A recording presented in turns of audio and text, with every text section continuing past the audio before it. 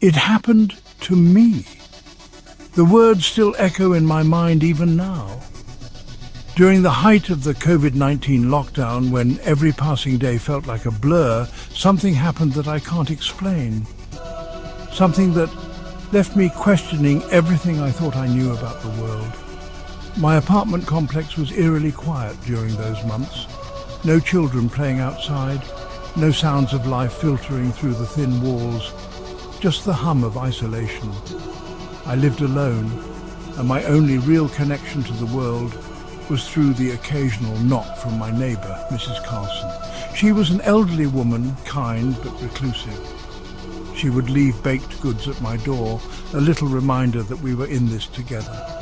But one evening, as I settled into my routine of Netflix and frozen dinners, I heard something strange. A faint knocking, but it wasn't at my door. It seemed to be coming from Mrs. Carlson's apartment.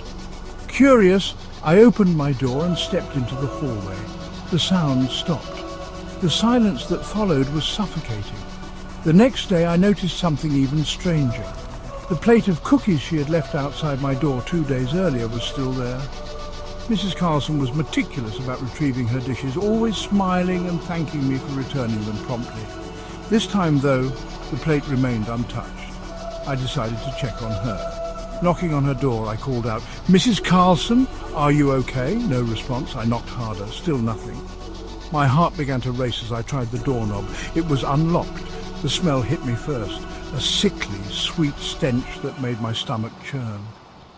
I hesitated, but forced myself inside. The apartment was dark, the curtains drawn tightly shut. It happened to me. Lockdown loneliness was something I thought I could handle. After all, I had my best friend Rachel to keep me company through endless Zoom calls. We talk about everything, the latest news, silly TikTok trends and plans for when the world opened up again. One evening, Rachel sent me a text. "Can we talk? I need to tell you something weird." I called her immediately, my curiosity piqued. Her voice trembled as she spoke. "I've been hearing things at night," she said. "Footsteps in my apartment, whispers when no one else is here. I thought it was stress. But last night I saw something." I pressed her for details, but she hesitated. Finally, she admitted, "I woke up and saw someone standing in the corner of my bedroom. They were just watching me." Chills ran down my spine, but I tried to reassure her. "It's probably just your imagination," I said. "Lockdown is messing with everyone." She didn't sound convinced, but she agreed to call me if it happened again. Days turned into weeks, and our calls grew less frequent. When I asked how she was doing, she'd say she was fine, but sounded distant. Then one day she stopped answering altogether. Concerned, I drove to her apartment. The building manager let me in after I explained I hadn't heard from her. Rachel's apartment was eerily empty. No furniture, no belongings, no sign she had ever lived there. It was as if she had vanished into thin air. It happened to me. During the lockdown, I started taking late-night walks in my building to clear my head. The stillness of the world outside was unsettling, but the dimly lit stairwells in my apartment complex felt oddly comforting. That changed one night when I saw it. I was descending the stairs from the 5th floor when I felt it, a prickle on the back of my neck, like I was being watched.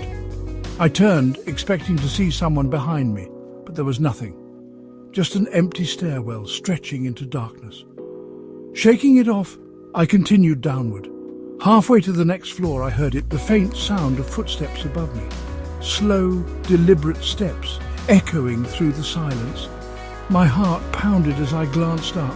A shadow moved across the wall, but there was no one there.